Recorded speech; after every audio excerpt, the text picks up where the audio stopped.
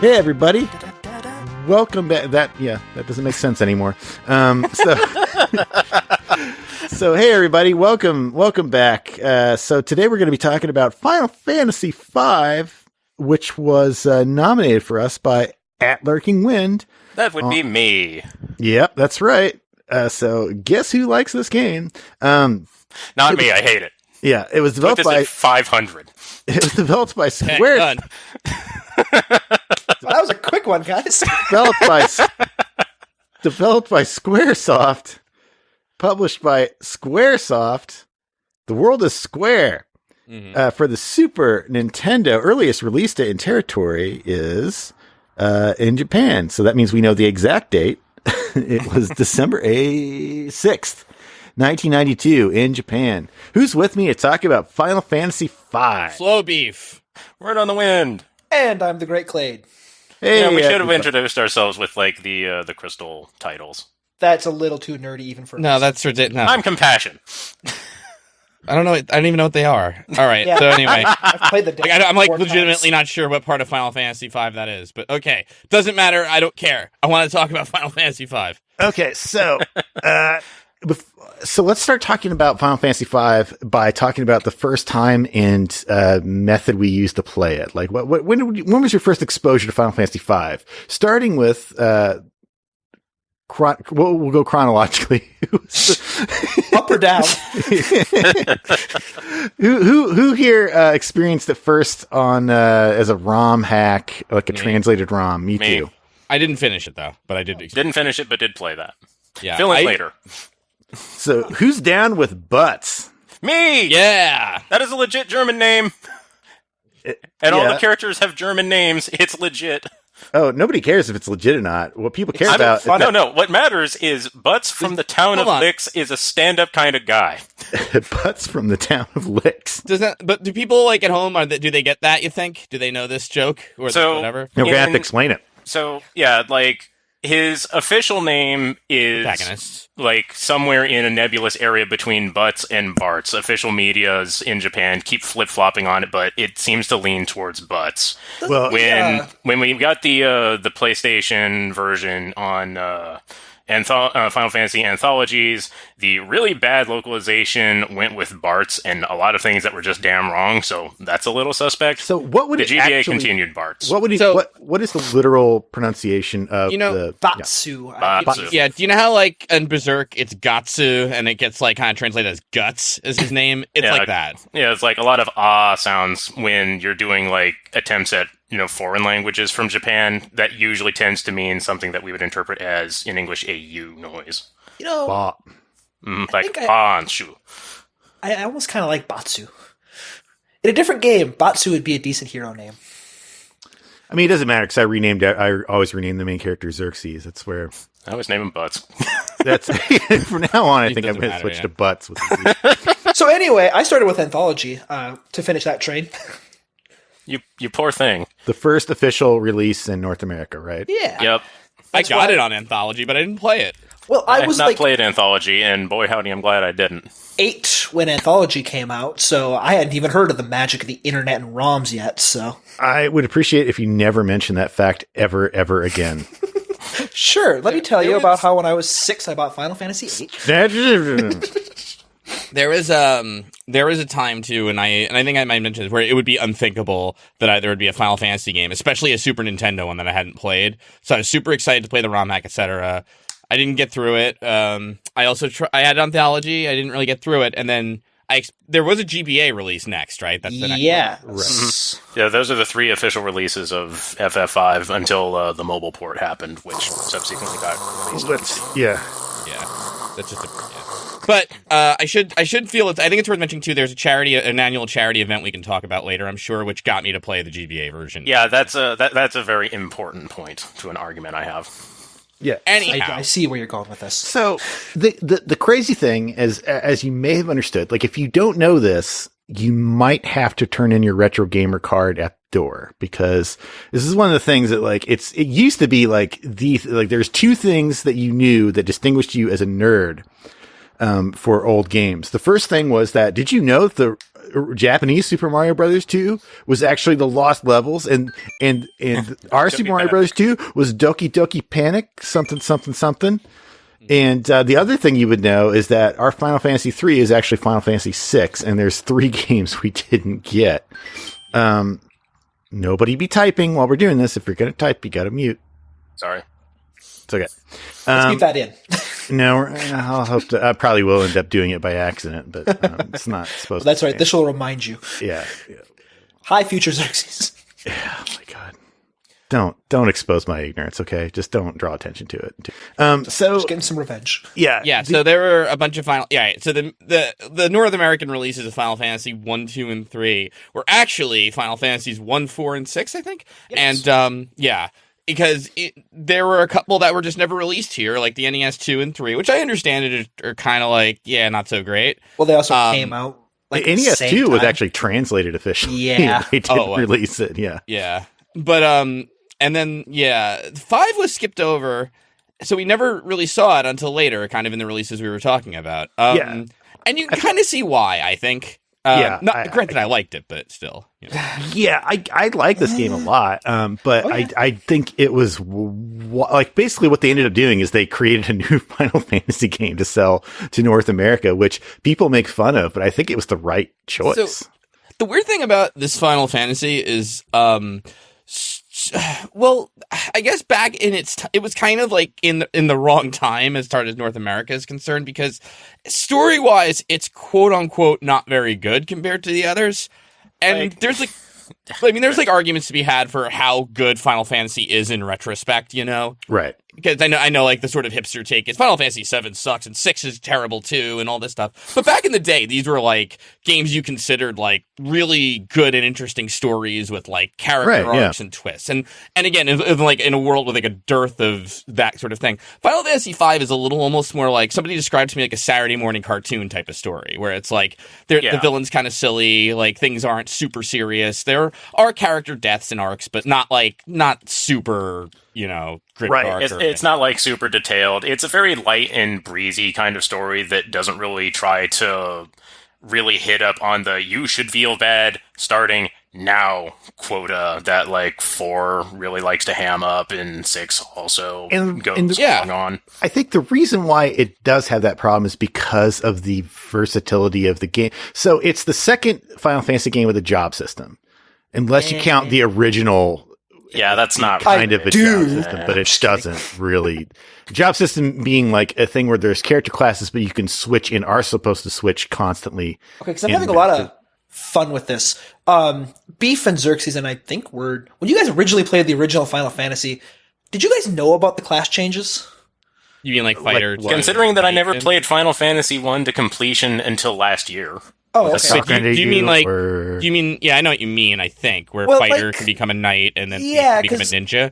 Like when I was replaying it, I kind of noticed the game didn't actually draw a whole lot of attention to it in a sense. Well, like the way your sprites like get super buff. No, I mean like the fact that you knew it exists. Yeah, I mean I did because of Nintendo Power. I think. Okay, yeah. I think most people did because if you played Final Fantasy, it's probably because you had the Nintendo Power. Like, okay. They didn't. It wasn't like Dragon Warrior where they sent it out to everybody because they had a bunch of them. Yeah. It was like. I'm just wondering because backwards, it's really hyped up. It's like, oh, it's the job system. Final Fantasy, I think that might have been their first like official player's guide like thing where they just sent them out to all subscribers to Nintendo Power, whether you had the game or not. I have a theory about Final Fantasy V, which I think helps describe the job system and how it fits into the other series, and it's totally unsubstantiated. Go for it. Sounds good. Okay. So, Final Fantasy V solves a problem that 4 and 6 had, which is how do you have like sort of an epic story with pathos and possible character deaths and characters leaving and entering the party due to story beats, but also have like an RPG with like strategy elements to it when you can't control classes that are entering and leaving your party because they're usually tied to a particular character. Right. Hence this new job system. Really narrow. It's not new. Right. So I almost have a theory Final Fantasy V is a bit experimental in the sense of like, let's back away from the story. We're going to have 4 characters. They're going to be freelancers, we'll call them, and they can take pretty much any job in the game. We'll get into that in a second. But that way we have like a light sort of story to kind of see how this goes. And I didn't really use it in 6, so I don't know how well they thought it went. But whatever. That's my theory on it. It is worth pointing out that 3 is indeed the first game where you could actually switch between distinct classes as opposed to promoting a class, which is what 1 did. The difference is that 3, the original version of 3, didn't like the characters weren't distinct from each other. There was they're just onion kids. They started out, they're onion kids on an adventure. They fall into a cave for some reason and gain magic powers and all that. And kill a genie. With Final Fantasy V, we're not going to go into the story super in depth, but we do need to talk about there are distinct characters. They gain different jobs, but they retain the same relationships to one another. So you start out as Butts or Batsu or Barts or whatever. There's no good, you just name them whatever you want. Yeah, but you've got Butts, you've got a princess named Lena, you have an old guy named Galuf, and you have a pirate named Faris. Yarr! And they're all great in their own ways. They're pretty cool. What's cool is they also give them so they don't have classes the way that Final Fantasy IV characters did, right? There's no Paladin and Dark Knight and Dragoon. They've got backstories, but they don't have given associations with a given profession. What's Butts? He's a hobo. Butts is an adventurer. He has a pet Chocobo who stays with him, I think, for most of the game, right? No. He leaves fairly early and then comes back later. Yeah, you lose access to Boko fairly early on. But I mean, it's not like it's the Boko never goes away. It just becomes inaccessible. Right. Galuf is the old man character. And then Faris is the pirate character. And I mean, we got to spoil this, right? That's early. The pirate has a sea dragon, a sea monster that is her best friend, and she's also a woman, which you don't know at the beginning. You assume that she's a man, as do the characters in the game, and you can't tell by looking at the sprite, because until you change classes and therefore change sprites, you can't tell the sex of the character, right? So, yeah. Well, Lena's pretty femme, but that's consistent with her. Right, but Faris has a very androgynous wardrobe between the classes. In the beginning, yeah. I mean, it's sort of still there in the classes, but she's very clearly you can look at it. It's interesting because this had the Amano artwork right for it. Yeah, so everyone looks kind of femme. Yeah, well, I didn't mean it that way, but everyone looks really wiry and underfed and kind of pale. Kind of pale, needs some sunlight. You see the later Final Fantasy Amano art? It's great. It's like Edward Scissorhands made a game all about every character being Edward Scissorhands, but they don't have scissors for hands, and there's no Vincent Price. So yeah, unless you count Galuf, I guess. But it's interesting because the way that the game unfolds is the characters actually do matter. Their relationships to each other do matter. Mm-hmm. There are 2 characters who are siblings, and they find out early on, but not immediately. And there's forget about that, huh? And they're among my favorite characters. Which is hard for me to say because I like all of the characters in the party. And there's a character who dies and is replaced by a different character, and which is it's terrifying when it first happens to you because you think, "Oh my god, I lost all my jobs." So I was going to wait on this one, but if we're going to touch on that, we may as well just go straight into spoiler territory. Feel free to skip ahead. I don't know. I think it is worth mentioning that replacement character automatically gets the character that they're replacing's jobs and levels and everything, and not for they sort of lampshade it, I think is the term, with here's how that happened, but it is a thing where it's no, don't worry. And again, the reason I had kind of mentioned earlier is it's sandwiched between 2 Final Fantasy games where you lose characters pretty quickly or they come back, but you never have any control exactly of what your party is comprised of class-wise. Exactly. And this kind of frees you of that and says we'll do character stuff kind of like that, much, much less degree, really. I think it's nothing compared to it's weird because it comes after Final Fantasy IV, which has characters just die, and never come back. They die, except they don't. So I was thinking on that. See, the plot, the melodrama aside, both games are really kind of set piece heavy scenario wise. Mm-hmm. Oh, hey, we got to go into the magnet cave, and oh, hey, we got to go in the floating castle in the sky, and oh, hey, we got to do this thing, and oh, hey, we got to do that thing. And I think, like I said, little melodrama, and Final Fantasy IV isn't quite as melodramatic as you remember. The only thing I really want to say about the story, besides what we've said, is that the main bad guy is named X-Death, which I think is my favorite main bad guy name. It is. Any X-Death is my favorite Final Fantasy villain. X-Death... Yeah. Go ahead. And because he thoroughly enjoys what the hell he's doing. Okay, Beef, go ahead.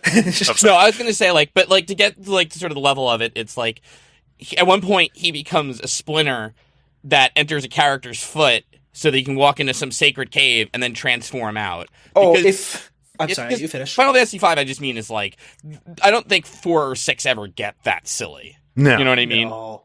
Oh, and Like, it's not silly when it happens, and I don't know how silly I would qualify it, but I can see why someone would see that as Well, if you say it He that also way. finds a big turtle. Like, it's not a serious game. I don't know where, it's like, not. you know. Like, Not super serious. And It quite does. frankly, that's like one of the best jokes in the GBA version, because the turtle drops a line about, "What'd you think I was doing? Eating pizza?" And it's like, "Oh, cute Ninja Turtle joke." And then it's like, "Wait a minute, hold on. What was he hiding as? A splinter?" Mind blown, but not really. That's Let's. So, yeah. Yeah. Sorry, Beef. You were going to say something else. no, I wasn't. I'm done speaking. Okay, so let's rank. No, I'm just kidding. So yeah, it's got a job system, and all that, and it's got a secondary bad guy named Gilgamesh, which I remember loving.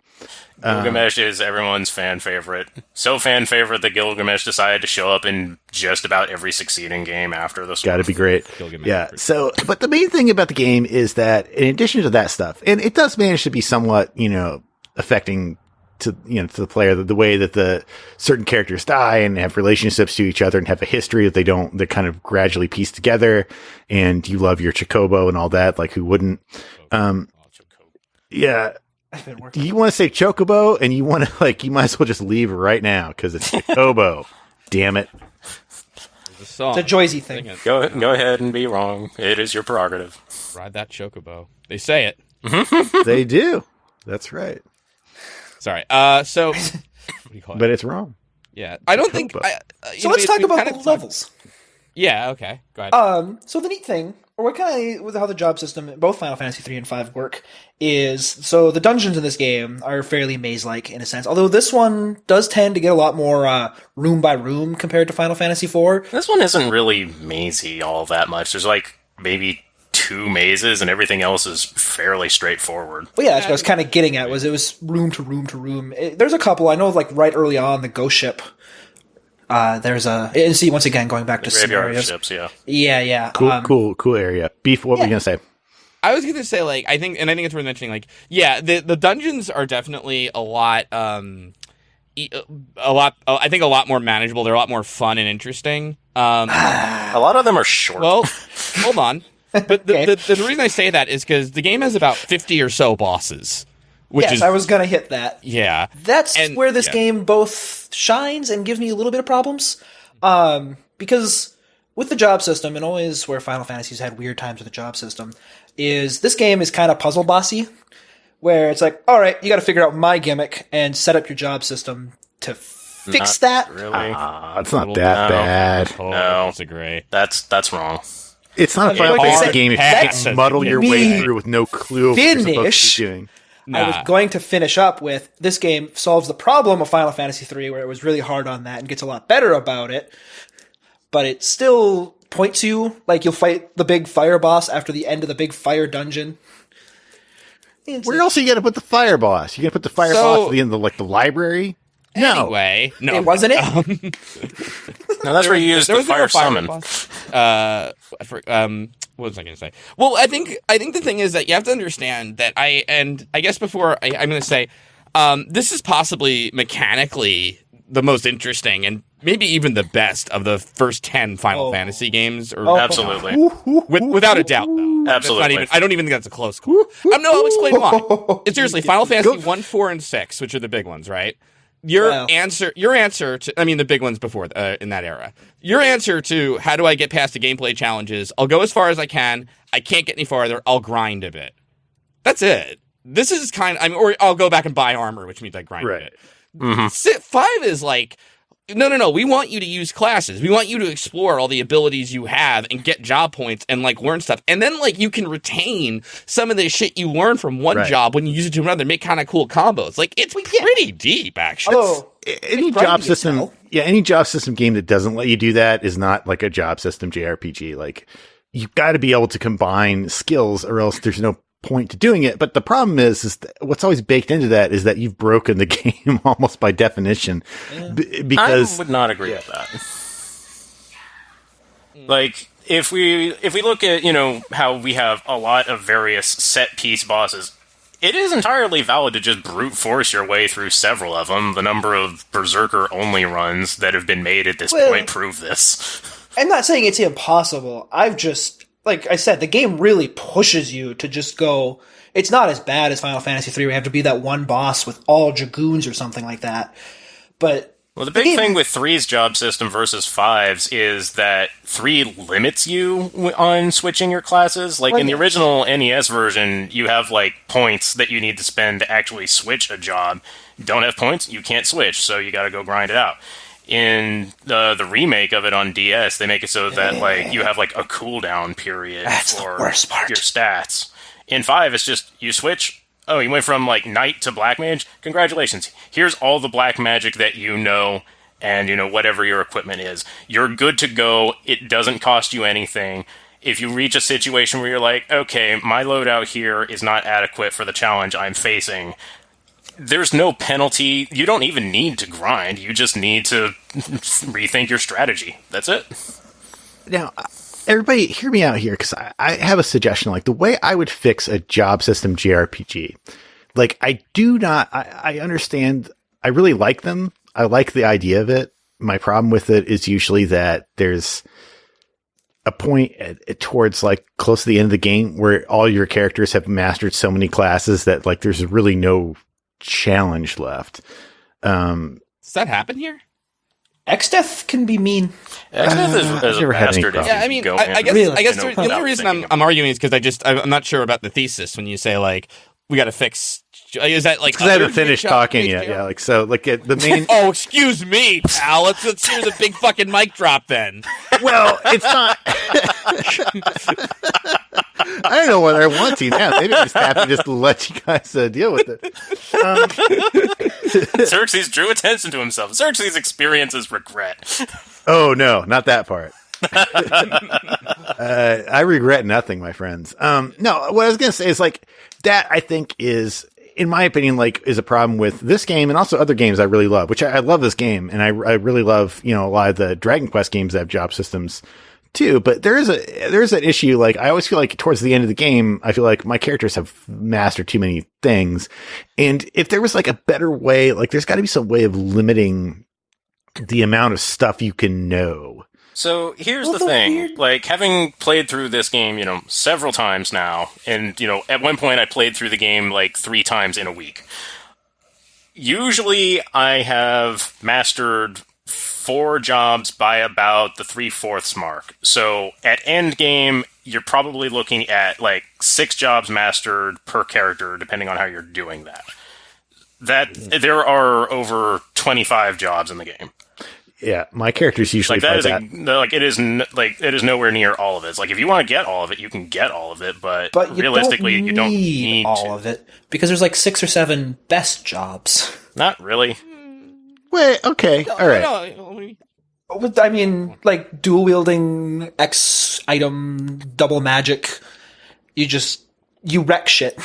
Well, one of the ways that a lot of job system JRPGs try to deal with that is that they have, like, a tiered job system where it's like, you can't do this particular job until you've mastered these 3 jobs, right? Which a great game did. That's a horrible thing. That's a freaking slog. Oh, you can't use this class you actually want to use until you go through these other crappy ones first. Well, I mean, the main reason why that exists is in part just, like, to make it so you don't, like, you have to spend more time to get those super powerful skills, but also it's because the otherwise, like, there's not a lot of differentiation, because most battle systems for these JRPGs aren't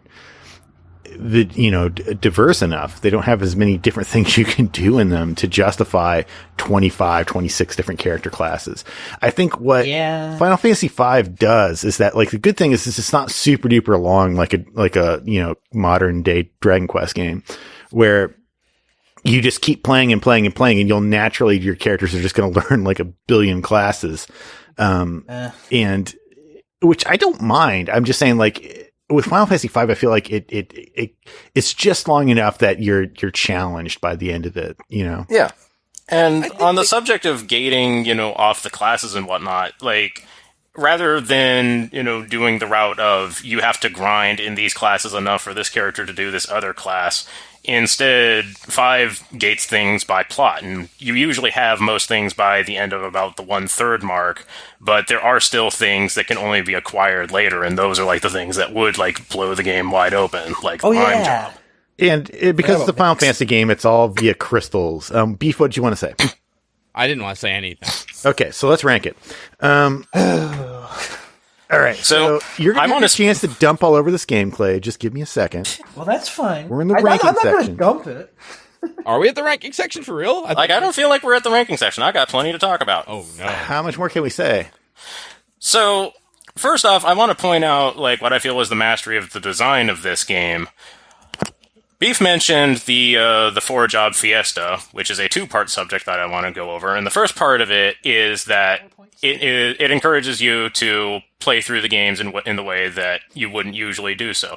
The way it generally works is a bot assigns you classes, and you have to run through the game using only those classes. Like, you can mix and match them among your characters, and like there's variant rules, but the gist of it is you use these 4, that's it. And it's possible to go through the game with any of those classes, and in the event that, oh, hey, I don't get this one until later, the freelancer-based job is still entirely valid on its own, even in the early game, because there's a lot of equipment that is available for later job classes that you can use with the freelancer before those classes are available, and they do have validity against given bosses. Like the whip that causes paralysis, you can use that against the boss of the water tower, and it's susceptible to paralyze.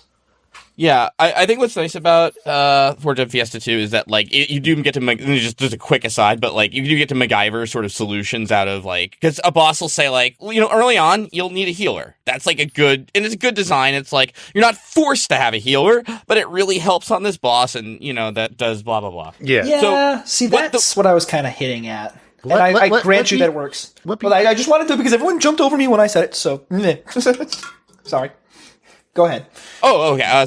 No, my point is, I think what's cool about it, too, it really does expose how they kind of, that's where I kind of balked a bit when you said puzzle bosses, because I feel like it was more maybe Square wanted bosses that encouraged you to use the fleshed out, like, job system. Like, they didn't want you to just get 1 or 2 really strong jobs and stick with them. They wanted to get you out of your comfort zone with that, and I think that's kind of like... Okay, well, that's what I'm getting at. Yeah. Is I read it as, make sure you have 1 character as this class that can do this thing. And if you bring 4 of them, I'm screwed. And that's just kind of how I breeze through the game. The first Fiesta I had, it gave me, like, the first thing I got was White Mage, and I had to, like, dinky stick my way through, but I could... Oh, yeah. And no, I'm not saying it's not possible. I'm just saying, like, I never enjoyed the Job Fiesta, because my favorite part of JRPGs especially is just breaking job systems, so... Okay, can we quickly describe for our listeners what the Job Fiesta is? Yeah, absolutely. Yeah, and that goes into my second point. Job Fiesta is an annual charity event focused expressly around FF5 and playing through the game under limitations. And, it's encouraged to, stream your progress or what have you, and people can make donations to, from, like, oh, hey, watching this was entertaining, or, it's like, hey, let's make this harder and switch up one of the jobs for what this person is playing, that's a donation. So there's, like, various incentives to donate to this charity that contributes to providing entertainment for hospitalized children. Who puts on this event? Pretty much one guy. It's Revenant Kyoko, I think his name is. Something like that.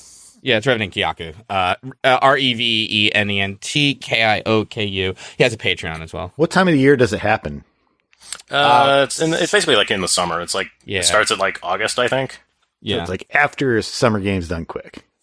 Yeah, and it's like it's pretty much run by a Twitter bot, and the idea is in the game you get a crystal, and the crystal will give you a subset of jobs, and that happens 4 times in the game, more or less. Where more and more jobs open up. So the idea is it'll say to you like, your first job is, and it'll give you again. There's different rule sets, right? It's like the wind crystal gives you knight, and then the water crystal gives you time mage, and then the fire crystal gives you ninja. Yeah, and you're only allowed to use the jobs that the tweet bot sends you, which caps it 4. as opposed to the 25 in the game.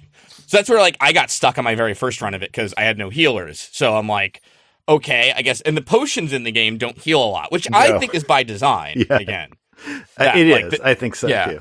Yeah, that they want you to use healers. They want you to do that stuff. So the idea is then it's like, well, how the hell do I come up with this? And it's funny because you go with your friends and you're kind of like, and you'll have like the one friend who knows everything about Final Fantasy V, and like my friend like Raving Loon, and like, okay, what we do here, and like one boss I had to use Bard and I had to hide every time he was doing an attack, come back and hit him once and jump back, and that's how I took out Shinryu.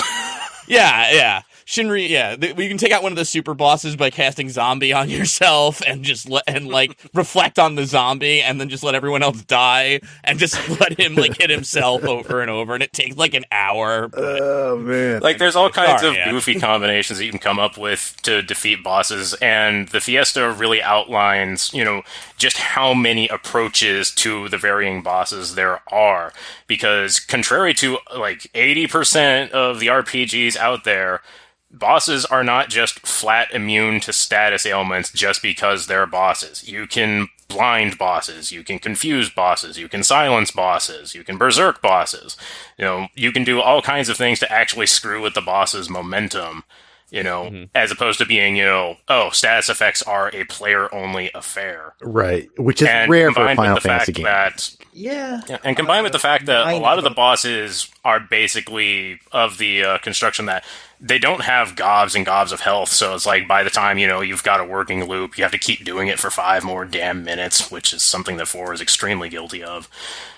And at the same time, they also hit really hard, so you're always, in danger. So it becomes, very much like kind of like a rocket tag sort of thing of, this is going to end quickly one way or another. The game does not waste your time. You either succeed or you don't succeed, but you're going to have intensity the whole way, regardless of the outcome. Right. As Beef said, like the weak healing items is probably deliberate because you don't want to have like 2 white mages or 2, healing, classes in your party at the same time because it takes forever to beat any reasonable, battle. In the early game, it takes way too long, and then you hit the end game. It's like, oh, hey, I've got holy now. So you have to really, think carefully about how you're going to do it, and who's going to be like a high defense class and all that. And I think an interesting point of bringing up the Fiesta, because I know like somebody's going to come and say like, well, that's not part of the game or whatever, but like.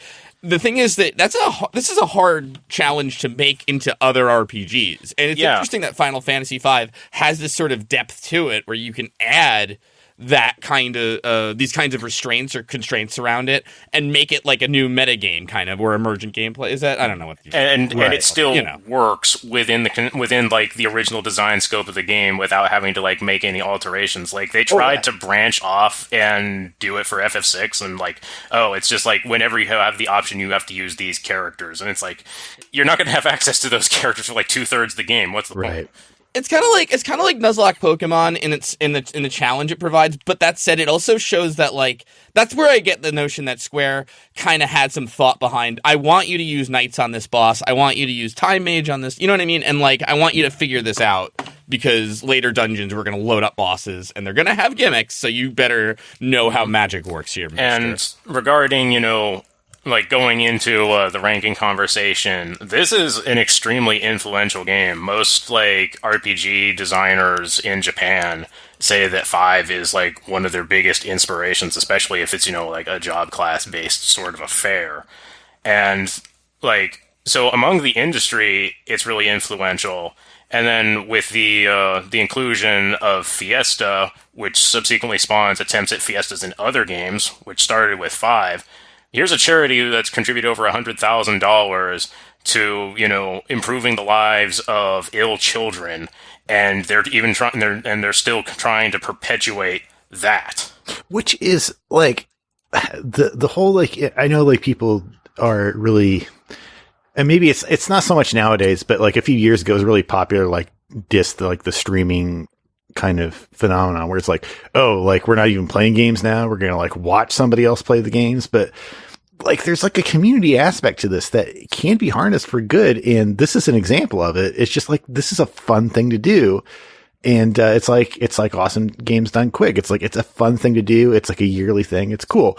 I do want to, we got to rank it. I was going to say 25. Earthbound. Okay, we got to rank it. So I don't know about that, but I absolutely know about that. yeah. So it is, it has some longevity. I feel like you won't really, if its influence were truly as powerful as we've said, like, I mean, there'd be a lot more games where you like get to peek in one of your party members changing clothes and you're weirdly attracted to them and you question your own sexuality. That's the big innovation. I've never seen that anywhere. Okay, so hear me out. All right. There's a Sega CD game like that, wasn't there?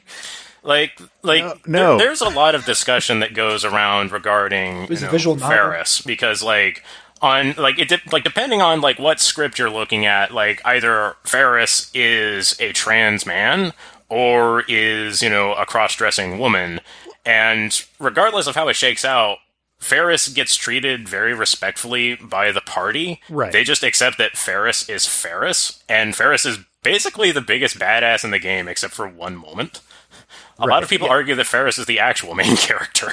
That's an interesting point. Like, I didn't really think of it that way. I thought what was interesting about it to me when I first played it on like a crappy emulator in the 90s, was like, that's a weird thing to do in a game. Like, that didn't occur to me that was playing kind of with the ambiguities of the sprite art, right? Like, you communicate to the characters that you code a character as male, and then you, code like in the contextual sense, right? Yeah. Not like the game development sense, but, you present. Right. You present a character as male, and then you deal with the fact that like, oh, somebody walks in on this character changing clothes, and they like, there's like the little heart thing comes up, like, oh, like, I'm smitten by their attractiveness, and they don't explain why. Yeah, that was sleeping. Changing clothes is later, is when the actual reveal happens. Yeah. Oh, that's right. So, it's like, it's weird. It's like, in the right light, like, he's really attractive. Like, I'm questioning, like, am I into dudes? Like, it's not like that happens with Butts and Gallup. They're just like, Faris is beautiful. Like, I don't. Yeah, it's like in the right. Yeah, it's like and there's a whole thing where like Faris is a pirate and she's the leader of the pirates, right?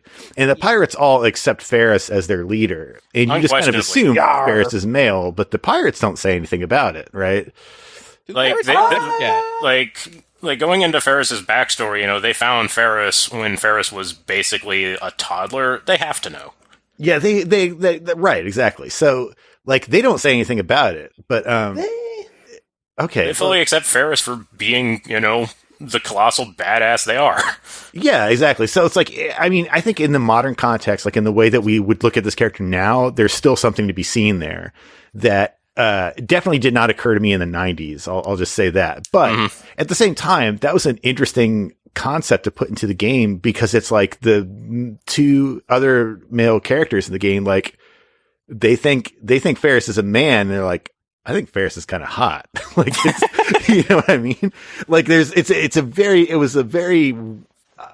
time, it was a strange thing to see in a game, or in any media, really. Like, that just wasn't a thing that was a part of, other games. That was just a thing. And like later on you find out, but it's not like Faris never like, changes who Faris is, you know what I mean? Yeah. Like, and it's also worth noting that, of the 5 total party members, you have 2 definite dudes, 2 definite ladies, and then, as said, depending on what script you're looking at, Faris is either a trans man or a cross-dressing woman.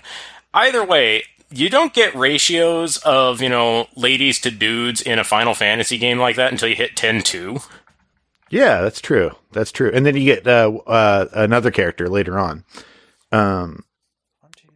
Which gets really different. Yeah, it's like compared to 6, which has 14 characters and there's only 3 women. It's like, oh, hey, we've got basically the same amount, but we're way more disproportionate. That's true. I never thought about that. It's very different. Anyway, we got to rank it. We got to do it. I stand by 25. Okay, I don't. I know you don't. I like this game a lot. It's not the 25th best game out of like 400 something. Beef, you with me? I'll go with 25. What? Okay, so 25 would put Final Fantasy V above Earthbound, below Super Mario World as of this recording. Two SNES RPGs that are vastly influential on the RPG scape in entirely different ways. Super Mario World, not necessarily an RPG, but yeah. I think she's talking about Earthbound and Final Fantasy V. Oh, I see what you mean. Sorry. You were talking to me earlier about my thoughts on Super Mario World. If we could, put 5 there and drop Mario World 100 ranks, I'm fine with that. I'll accept that as scientific. So Beef agrees then, basically. Like I'm willing to put it pretty high. Sure. Okay, so that's 2. So that means that me and Klaid, an unlikely alliance, if ever such a thing could happen. Well, it's never since Dragon Quest V. Where would you put it, Klaid? Yeah, incidentally, this below episode's happening profile. because of DQ5. That's true. Yeah, in a weird way. It's Klaid. Yeah. So, at least it has to go below Valkyrie Profile, the greatest RPG of all time. Where's that? That's not that much further down, though. 38. And it kills me to put it above Final Fantasy VII in a lot of ways, but boy, I don't know if I have the munition for this. I feel like I gotta put it below Final Fantasy VI, even though I feel like as an RPG it holds up better. But I feel like as a Final Fantasy it doesn't, and that's kind of like it has to do with my feelings about Final Fantasy as a series. Like as a game, it unquestionably holds up better, and as I said. How many games out there can claim to have charities based on their core gameplay loops? But that's like if we're going to talk influence, what's more influential than actually improving the lives of people? Okay, all right, that's a good point. I struggle to do that because like if you could do that with other games accidentally. That would be really cool, and I think that would be great. It's nice, and it's why I'm not going to argue it too hard. But man, that's a loaded. Xerxes uses the word random, and so wait, let me throw this out there too, because one of the big conceits of this podcast too is to sort of signal boost games you haven't heard of, and 5 is definitely one of those games. I'll grant you the series is well known, but 5 is definitely one that got found. It is. I think at this point that's hard to say. No, it's true because 5 wasn't like it didn't get. It's not like 3 where it got like a special DS version and all that. And I came across Final Fantasy anthologies was heavily marketed as the return of Final Fantasy V. Or not? It was marketed. Yeah, I bought it when I was 10 or something like that. Like I picked up Saga Frontier because I saw an ad for it in the back of a Final Fantasy Tactics manual. I never saw anything for it. I have in my hand the coin of science. This is this now is an official coin. This is a 50-cent piece. It is the maximum size of legal tender currently circulating in the US of A. They don't we have to agree on some kind of position. They don't have... and then we can flip for it. They don't have $1 coins going on right now? Well, they do, but 50... Anyway, like I said, right below Valkyrie Profile. Okay. All right. Above asteroids. Yeah, that was... Asteroids. Above asteroids. Okay. You put it below asteroids. I'm not. So heads, it's me and you, Klaid. Tails, it's Word and Beef. I'm gonna let it hit the floor and let's hope it doesn't roll under something.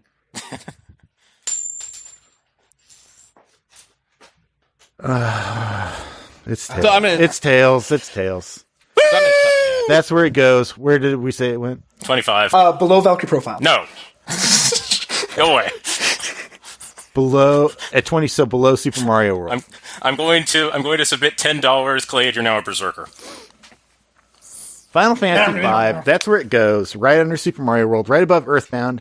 Thanks everybody for sticking with us. Second. Hey, kick in a few bucks. This is already codified, right? Good. It is. Yep. It's done.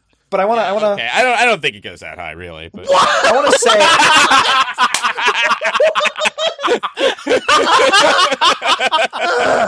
that's ridiculous. I mean, it's good, but come on. Don't say that.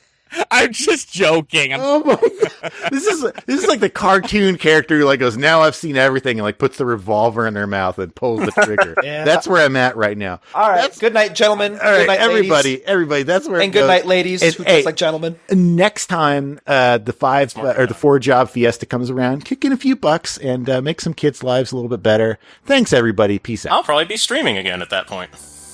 I said peace out again. There you go. That's all for this episode. Special thanks goes out to our lovely co-hosts and compatriots. Our theme song MC Norm, check him out at Normally Retro on Twitter. And our technical assistant, video editor, and scriptwriter Ed Burns. You can support this podcast by making a small monthly donation at patreon.com/HG101. I know, I did. By subscribing to the HG101 YouTube channel, and by following at GC9X and at HG_101 on Twitter. You can also hang out with us at our Discord channel. It's at bit.ly/HG Discord. But most importantly, help us spread the love of games by getting on iTunes, subscribing to HG101, and giving us a 5-star review. Do it because you like us and you want us to succeed. Until next time, keep keeping it real.